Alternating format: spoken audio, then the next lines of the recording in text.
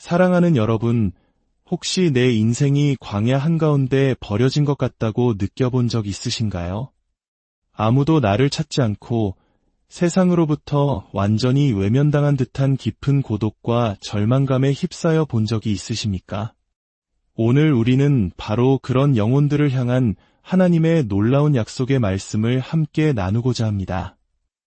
이 귀하고 소중한 위로의 말씀을 듣기 전에 만약 이 이야기가 여러분의 마음에 작은 울림이라도 준다면 좋아요와 구독으로 다른 지친 영혼에게도 이 희망의 메시지가 닿을 수 있도록 도와주시길 부탁드립니다. 여러분의 작은 손길 하나하나가 하나님의 위로를 전하는 귀한 통로가 될 것입니다. 그 손길 위에 하나님의 크신 축복이 함께하기를 기도합니다. 구약성경 예레미야 30장 17절은 이렇게 말씀합니다. 그들이 너를 쫓겨난 자라 하며 찾는 사람이 없는 시온이라 한즉 내가 너의 건강을 회복시키며 너의 상처를 고쳐주리라. 나 여호와의 말이니라. 죽어가는 외로운 영혼들을 위한 복된 약속. 오늘 우리는 이 말씀에 담긴 깊은 의미를 함께 묵상하며 절망의 자리에서 우리를 일으키시는 하나님의 놀라운 사랑을 체험하는 시간을 갖겠습니다. 이 약속의 말씀은 자신이 병들고 상처 입었음을 절실히 느끼는 사람들에게는 꿀처럼 달콤하게 다가올 것입니다. 하지만 스스로 건강하고 아무 상처도 없다고 자랑하는 이들에게는 이 위로의 말씀이 아무런 감흥을 주지 못할 것입니다. 자기 자신에게 완전히 매료된 사람은 우리 영혼의 위대한 의사이신 하나님에게서 어떠한 매력도 발견하지 못합니다. 이런 이야기가 있습니다. 광야에서 길을 잃은 굶주린 여행자들이 있었습니다. 죽음의 문턱에서 헤매던 그들은 우연히 자루 하나를 발견했습니다. 혹시나 먹을 것이 들어있지 않을까 간절한 희망을 품고 자루를 열었습니다. 하지만 그 안에는 그들의 굶주림을 채워줄 빵 한 조각 없이 값비싼 진주만이 가득 들어있을 뿐이었습니다. 그들은 경멸의 참 표정으로 그 쓸모없는 진주들을 사막의 모래 위에 쏟아버렸습니다.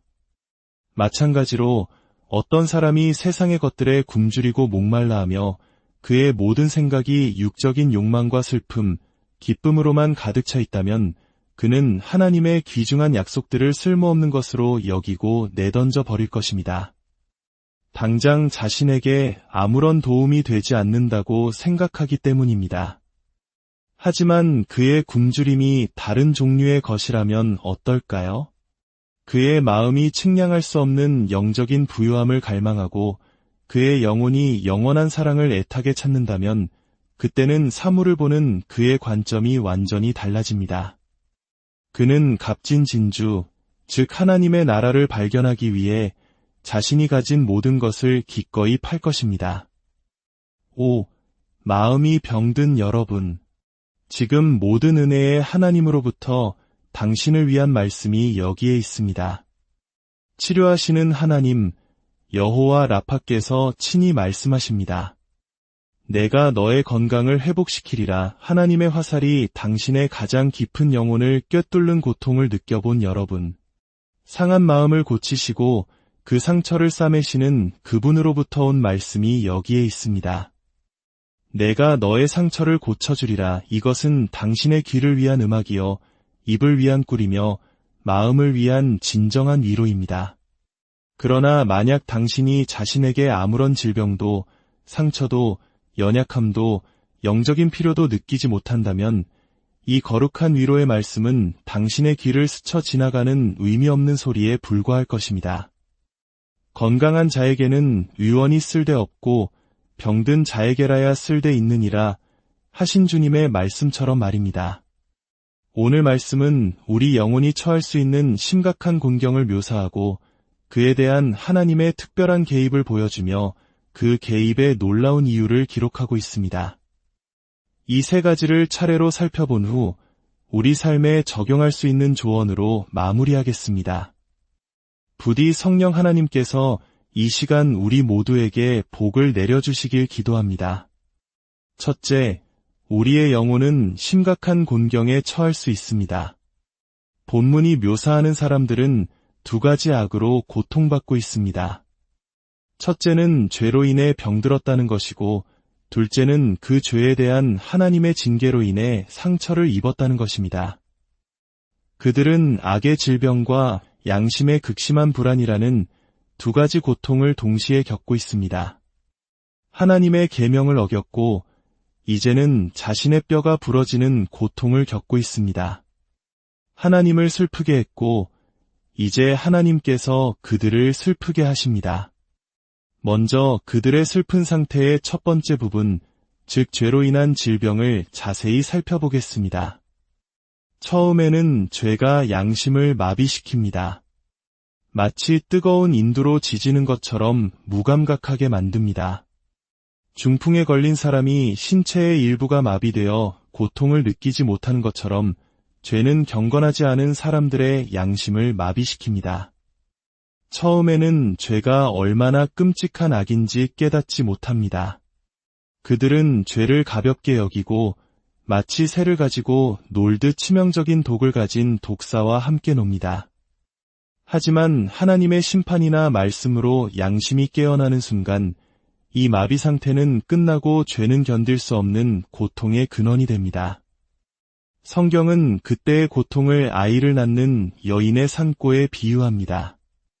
세상의 죄책감을 느끼면서도 용서받았다는 확신이 없는 것만큼 끔찍한 일은 없을 것입니다. 믿음 없는 죄의 깨달음은 이 땅에서 경험하는 지옥과 같습니다. 죄책감의 무게에 짓눌려 살아가는 것은 내세가 없다면 차라리 죽음이 더 나을 정도로 고통스러운 일입니다. 사람의 영은 육신의 연약함을 능히 이기지만 상한 심령은 누가 능히 일으키겠습니까?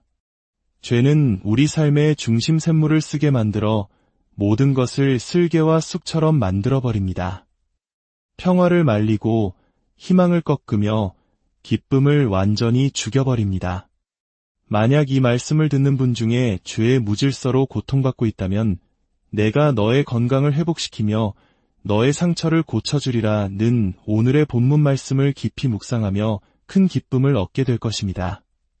더욱이 이 죄라는 질병은 인간의 어떤 기술로도 고칠 수 없는 불치병입니다. 예레미야서 12절은 말합니다. 내 상처는 고칠 수 없고 내 부상은 중하도다. 사람의 몸에 생긴 나병을 고치는 것이 영혼의 죄를 고치는 것보다 훨씬 쉬울 것입니다. 죄는 인간의 본성에 깊이 뿌리내려 그 바이러스가 정신 전체를 감염시키기 때문에 기적이 아니고서는 제거될 수 없습니다. 에티오피아인이 그의 피부를, 표범이 그의 반점을 바꾸는 것이 죄에 익숙한 사람이 선을 행하기를 배우는 것보다 더 가능성이 있습니다. 어떤 이들은 죄를 슬퍼하며 눈물을 흘렸지만 눈물은 심장 깊숙이 파고든 질병을 씻어내기에는 너무나 미약한 세정제일 뿐입니다. 어떤 이들은 악에서 벗어나기 위해 은둔자처럼 홀로 지냈지만 악이 침투하지 못하는 비밀 장소는 찾지 못했습니다. 우리가 새벽 날개를 치며 바다 끝으로 날아갈지라도 우리의 타락한 본성은 우리와 함께할 것입니다. 이 끔찍한 힘, 이늘 존재하는 악에서 우리는 어디로 도망칠 수 있으며 무엇을 할 수 있겠습니까? 이 독은 우리의 온 본성에 스며들어 머리부터 발끝까지 성한 곳이 없습니다. 이 사실을 아는 사람들에게 내가 너의 건강을 회복시키며 너의 상처를 고쳐주리라는 말씀은 세상 어떤 음악보다 달콤하게 들릴 것입니다. 불치병이 치료되고 끝없는 질병이 멈출 것이기 때문입니다. 더 나아가 성경은 이 병에는 의사도 약도 없다고 말합니다. 이 땅 길르앗에는 영혼을 치료할 유향이 없습니다. 죄로 병든 영혼의 의사는 하늘 아래에서는 찾을 수 없습니다. 오직 한 가지, 하늘에서 오신 주님께서 십자가에서 흘리신 보혈만이 이 상처를 치료할 수 있는 유일한 약입니다. 그분 외에는 아무도 우리의 상처를 싸매거나 기름으로 부드럽게 할 수 없습니다. 그분은 영적으로 상처 입은 자들을 위한 유일하고 참된 선한 사마리아인이십니다. 이제 이 곤경의 두 번째 측면을 보겠습니다. 이 사람은 자신의 죄 때문에 상처를 입었습니다. 그리고 그 상처는 보통 상처가 아닙니다. 14절은 하나님께서 직접 그를 치셨다고 말합니다. 내가 원수의 상처같이 너를 상하게 하였으니 하나님께서는 무한한 자비로 죄인들이 자기 죄의 악한 결과를 보고 느끼게 하시기로 결정하셨습니다. 이 과정에서 하나님은 마치 원수가 동정심 없이 고통을 주기 위해 내리치는 것처럼 깊은 상처를 만드십니다. 하나님께서는 이 일에 가벼움이 소용없다는 것을 아시기에 깊이 찌르고 강하게 치십니다. 그 징계가 너무나 혹독하여 사람들은 하나님을 잔인하다고 생각할 정도입니다. 그러나 여기에는 사랑이 담긴 잔인함, 은혜로운 혹독함이 있습니다. 하나님께서 죄를 기억나게 하시고 영혼이 하나님께 범죄한 것이 얼마나 큰 악인지 보게 하실 때 상처는 피를 흘리고 마음은 찢어집니다. 그러나 하나님은 사랑으로 우리를 심판하시고 징계하셔서 우리가 세상과 함께 정죄받지 않게 하십니다. 그 아픔은 날카롭지만 우리를 살리는 약이 됩니다. 주님은 치료하시기 위해 상처를 내시고 살리시기 위해 죽이십니다. 주님의 폭풍은 우리를 구원의 반석 위로 이끌고 주님의 폭풍우는 우리를 겸손한 믿음의 항구로 몰아넣습니다. 하나님의 채찍은 양심에만 머물지 않습니다. 때로는 우리 눈의 기쁨을 한순간에 앗아가기도 하십니다. 자녀, 남편, 아내, 친구가 쓰러집니다. 하나님은 우리가 육적인 안일에 빠져 있느니 차라리 우리 집을 슬픔으로 채우실 것입니다. 은과 금을 빼앗아 가십니다. 우리가 세상의 우상을 숭배하느니 차라리 우리를 거지로 만드실 것입니다. 우리의 몸을 병들게 하시고 마음을 고통스럽게 하십니다. 이 모든 것은 마치 외과 의사가 치명적인 종양을 뿌리 뽑기 위해 살 속 깊이 날카로운 칼을 대는 것과 같습니다.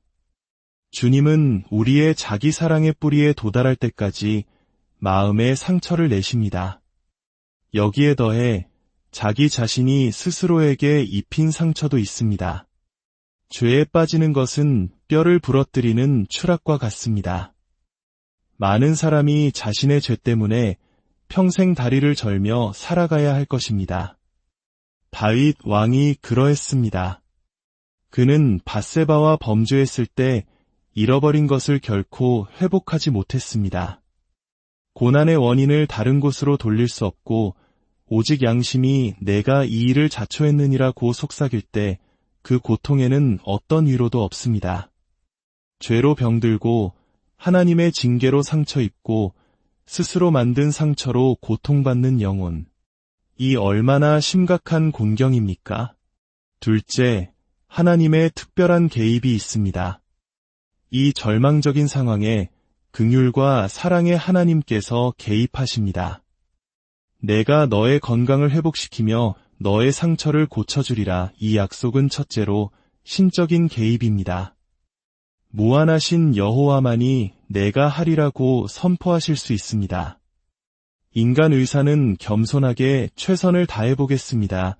라고 말하겠지만 주님은 전능함의 확신을 가지고 말씀하십니다. 다른 모든 이들이 실패해도 주님은 반드시 해내십니다.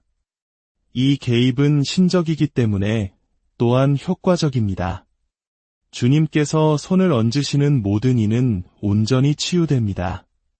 무한한 지혜를 당황하게 할 것이 무엇이며 전능한 힘에 어려운 것이 무엇이겠습니까?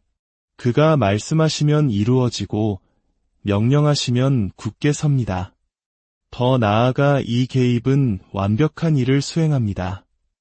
그것은 질병과 상처라는 두 가지 재앙을 모두 해결합니다. 내가 너의 건강을 회복시키고 그리고 너의 상처를 고쳐주리라. 하나님은 이를 반만하지 않으십니다. 우리 마음이 아무리 깊은 절망의 나락으로 떨어져도 주님은 그곳에서 우리를 건져 올리실 능력이 있으십니다. 그리고 이 약속은 얼마나 주권적으로 자유로운지요.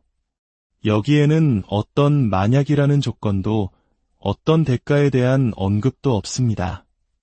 돈 없이, 값 없이, 인간의 어떤 노력이나 공로 없이 주어지는 치유입니다. 이 약속의 내용은 오직 내가 하리라입니다. 어떤 종류의 조건이나 요구도 없습니다. 죄 많은 영혼이여, 하나님께 아무런 권리를 주장할 수 없는 자여, 와서 이 신적인 내가 하리라는 약속을 붙잡으십시오. 하나님의 약속은 정복할 수 없는 기도 제목입니다. 셋째, 이 치유에는 놀라운 이유가 있습니다. 내가 너를 고쳐주리라. 왜냐하면 그들이 너를 쫓겨난 자라 하며 찾는 사람이 없는 시온이라 말했기 때문이다. 하나님은 결코 죄인의 선함에서 자비의 이유를 찾지 않으십니다. 하나님은 이 병든 자를 보셨을 때 축복을 얻을 만한 어떤 아름다움도 발견하지 못하셨습니다. 그래서 하나님은 죄인을 불쌍히 여기실 뿐 그에게서 이유를 찾지 않으셨습니다. 놀랍게도 하나님은 자비의 이유를 악한 자들의 거짓된 입에서 찾으십니다. 내가 거룩하거나 선한 소원을 가졌기 때문이 아니라 그들이 너를 쫓겨난 자라 불렀기 때문이다. 그들은 누구입니까? 조롱하는 자들, 비웃는 자들, 하나님을 모독하는 자들입니다. 하나님은 아기의 찬 자들의 혀 밑에 있던 독사의 독을 당신의 자비를 위한 이유로 바꾸십니다. 이것은 하나님께서 인간의 공로라는 개념 자체를 얼마나 싫어하시는지를 분명히 보여줍니다. 동시에 하나님께서는 어떻게든 자비를 베풀 이유를 찾으시는 분임을 보여줍니다. 사람들이 하나님의 백성인 시온을 향해 저들은 버림받은 자들이다. 아무도 저들을 찾지 않는다고 조롱했습니다. 이 말이 주님의 긍휼을 불러일으켰습니다. 여기까지 이르렀단 말인가? 감히 그들이 나의 사랑하는 자를 쫓겨난 자라 부르며 아무도 찾지 않는다고 말하는가? 그렇다면 내가 그녀를 찾고 그녀를 고치고 그녀를 회복시키리라. 나는 그런 조롱을 견딜 수 없다. 이 세상에서 다른 죄인들로부터 버림받은 자라고 손가락질 당하는 불쌍한 죄인이 있다면 자비의 하나님은 이렇게 말씀하시는 것 같습니다. 너희가 누구이기에 이렇게 말하는가? 너희 자신도 똑같이 추악하면서 어찌하여 이 불쌍한 영혼을 너희보다 훨씬 더 나쁜 것처럼 멸시하는가? 그러므로 내가 저 멸시받는 자를 구원하고 거절당한 자에게 자비를 베풀리라. 사람이 멸시하는 자를 하나님은 기뻐하시고 사람이 기뻐하는 자를 하나님은 멸시하십니다. 아버지가 아들을 징계하는 것과 길거리에서 낯선 사람이 그 아들을 발로 차는 것은 전혀 다른 문제입니다. 아버지는 방금 전까지 매섭게 아들을 때렸을지라도 낯선 사람의 폭력 앞에서는 아들을 보호하기 위해 분연히 일어설 것입니다. 남편이 아내에게 화가 났을 때 다른 누군가가 아내를 비난한다면 남편은 오히려 당신이 무슨 상관이요? 내 아내가 욕먹는 것을 참을 수 없소. 라고 말하며 아내 편에 설 것입니다. 이것이 바로 우리 하나님의 모습과 같습니다. 주님은 당신의 백성을 징계하시지만 원수들이 그들을 쫓겨난 자라고 부르는 순간 분노의 방향을 바꾸시고 당신의 백성을 구원하십니다. 마지막으로 치유받은 영혼을 위한 몇 가지 조언을 드립니다. 만약 당신이 자신의 질병과 상처를 느끼고 자비의 하나님에 의해 치유되었다면 다음 몇 가지 사항에 주의를 기울이시기 바랍니다. 첫째, 당신의 의사와 매우 가까이 지내십시오. 이중한 환자들이 유능한 의사 근처에 숙소를 잡는 것처럼 당신의 영혼을 치유하신 주님 안에 거하십시오. 결코 그분을 떠나거나 멀리 살지 마십시오. 이 오래된 죄의 질병은 언제든 갑자기 재발할 수 있으니 치료자가 가까이 계시는 것이 좋습니다. 둘째, 그분의 정밀한 진찰을 자주 받으십시오. 위대하신 의사에게 나아가 당신의 숨겨진 부분을 살피고 시험하여 악한 길이 있는지 보게 해달라고 간구하십시오. 불꽃 같은 눈을 가지신 그분께 검사를 맡길 때 우리는 속지 않을 것입니다. 셋째, 위대한 치료자의 처방에 항상 순종하십시오. 그분이 당신에게 무엇을 말씀하시든지 그대로 행하십시오. 주님의 말씀 중 중요하지 않은 것은 하나도 없습니다. 그분의 가장 작은 계명이라도 무시하면 불순종으로 인한 손실을 겪게 될 것입니다. 넷째, 이 의사를 크게 신뢰하십시오. 예수님을 진심으로 신뢰할 때 당신의 치유는 놀랍게 이루어질 것입니다. 구원자의 능력을 결코 의심하지 마십시오. 그분은 아직 단 한 번도 실패한 적이 없으십니다. 그리고 마지막으로 당신이 치유되었다면 당신의 은인에 대해 널리 증언하십시오. 병든 이웃을 찾아가 당신이 어떻게 치유되었는지 이야기하십시오. 당신이 웅변가가 아닐지라도 주님께서 당신을 위해 행하신 일을 이야기할 수는 있습니다. 화려한 미사역으로 이야기를 꾸미려 하지 마십시오. 그것은 오히려 이야기를 망칠 뿐입니다. 가능한 한 단순하게, 진실하게 이야기하십시오. 당신의 삶을 변화시킨 그 놀라운 사랑의 이야기를 나누십시오. 오늘 아침 제 말이 너무 화려하여 오히려 진리를 가리는 우를 범하지 않았기를 바랍니다. 혹시라도 그랬을까 염려되어 오늘의 본문 말씀을 다시 한번 굳게 붙잡습니다. 주님께서 말씀하셨습니다. 내가 너의 건강을 회복시키며 너의 상처를 고쳐주리라. 저는 제가 병들고 상처 입었을 때 이 말씀을 믿었고 주님은 저를 구원하셨습니다. 그러므로 우리는 우리 평생에 여호와의 집에서 수금으로 나의 노래를 노래할 것입니다. 이 치유와 회복의 약속이 오늘 이 말씀을 듣는 모든 지친 영혼의 마음에 깊이 새겨지기를 바랍니다. 세상이 당신을 쫓겨난 자라고 부를지라도 바로 그 이유 때문에 당신을 찾으시고 안아주시는 주님의 품 안에서 참된 안식과 회복을 경험하시기를 간절히 기도합니다. 하나님의 크신 사랑과 은혜가 여러분의 삶